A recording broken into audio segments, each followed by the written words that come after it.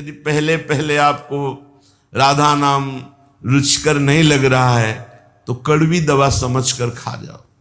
इसे जबरदस्ती जपो, फिर देखना आंखों से अश्रु चलेंगे, शरीर में रोमांच होगा, मानस पटल पर युगल सरकार होंगे और जिह्वा पे नाम होगा। निहाल हो जाओगे, निहाल हो जाओगे, मस्त हो जाओगे। जन्म जन्म की जो हमारे अंदर चाहत आनंद की है उसकी पूर्ति हो जाएगी। श्रीपाद प्रबोधानंद जी महाराज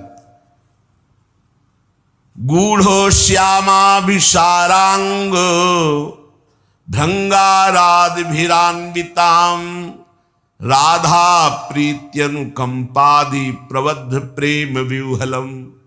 जिस समय तुम राधा राधा जपोगे और राधा किशोरी अनुकंपा कर दिए, तुम्हारी तरफ देख लिए कृपा करके, उसी समय तुम्हारे अंदर स्थूल सूक्ष्म कारण तीनों का राग छूट जाएगा और तुम्हें भावदेह की प्राप्ति हो जाएगी।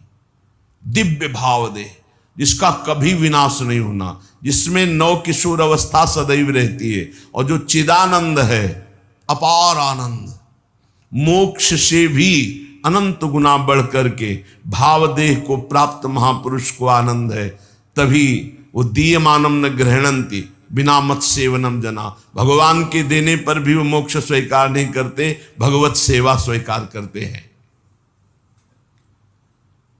श्री प्रियालाल की सेवा सामग्री हर समय उसी का चिंतन, किस समय कैसे सेवा पहुंचानी है, कैसे सुख पहुंचाना है। अत्यंत प्रेम विवल होकर भावदेह को प्राप्त होकर के सखियां विविध प्रकार की श्रृंगार आदि सामग्री को संजोती रहती हैं और श्री जी को सुख पहुंचाती रहती। ये कहां से मिला? बोले राधा प्रीत्यानुकंपादि। जब वो खूब राधा नाम जपा तो राधा नाम से प्रीति हो गई, तो राधा किशोरी की अनुकंपा हुई और दिव्य भावदेह की उसे प्राप्ति हो गई।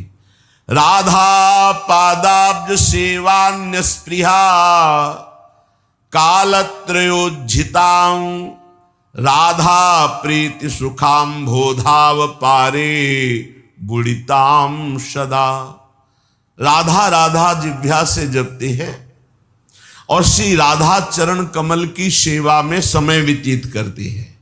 कोई भी जिनके अंदर इच्छा नहीं रह गई, वासना नहीं रह गई, वो अपार प्रीति सुख में डूबी हुई राधा सहचरी पद को प्राप्त होती है। चाहे वो पुरुष शरीर हो चाहे स्त्री शरीर हो, ये पोशाक है।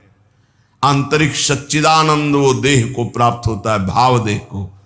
राधा पादाब्ज सेवान्य स्पृहा, अन्य कोई इच्छा नहीं।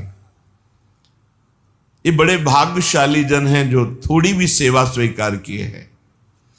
एक गृहस्थ जो नौकरी करता है, उसने प्रश्न किया कि हम आठों पैर अष्टयाम सेवा नहीं कर सकते क्योंकि हमें ऑफिस जाना होता है, और अष्टयाम सेवा का बड़ा महत्व सुनते हैं तो बहुत हृदय में जलन होती कि मेरा जीवन व्यर्थ जा रहा है।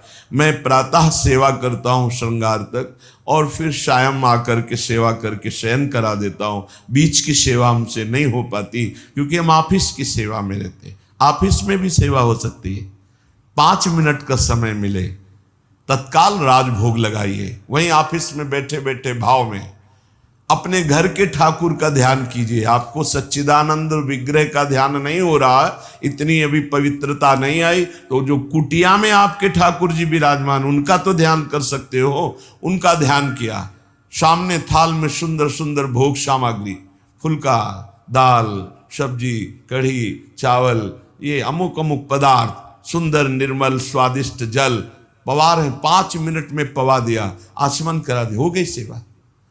कुछ प्रगट सेवा और कुछ मानसिक सेवा, इस तरह से आप अष्टयाम सेवा कर सकते हैं।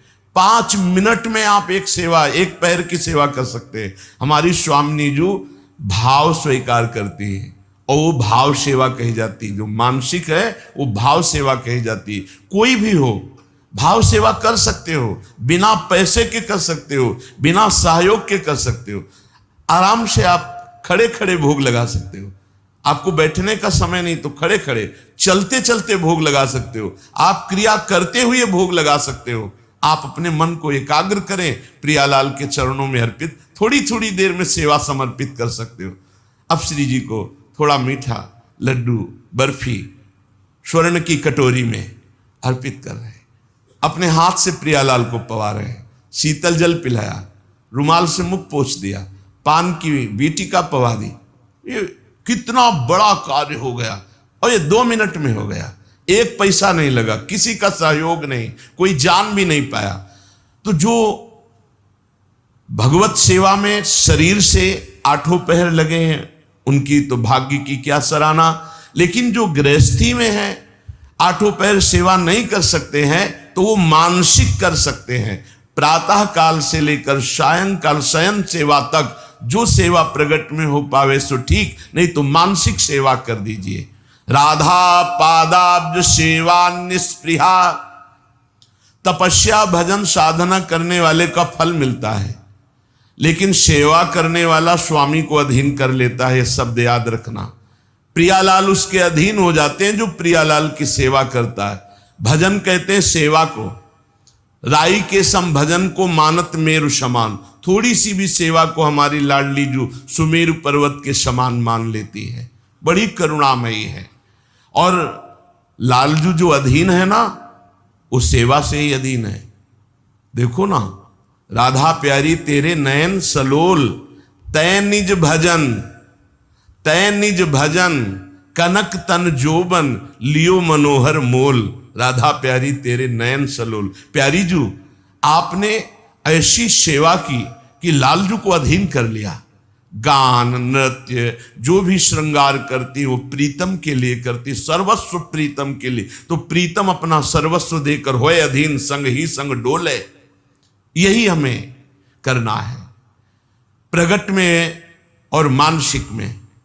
मानसिक में क्या पैसा लगता है, बड़े सुंदर जूही की माला तैयार की, प्रियालाल के गले पर पधराई, बड़े सुंदर कमलों के फूल, गादी बिछा दी, 1 पैसा नहीं लग रहा, बड़े सुंदर स्वर्ण से जटित चौकी, उस पर सुंदर सुंदर भोग सामग्री। मेरी युगल सरकार, भावना युगल सरकार मुस्कुराते हुए आकर विराजमान है सिंहासन, अपने हाथ से पवार।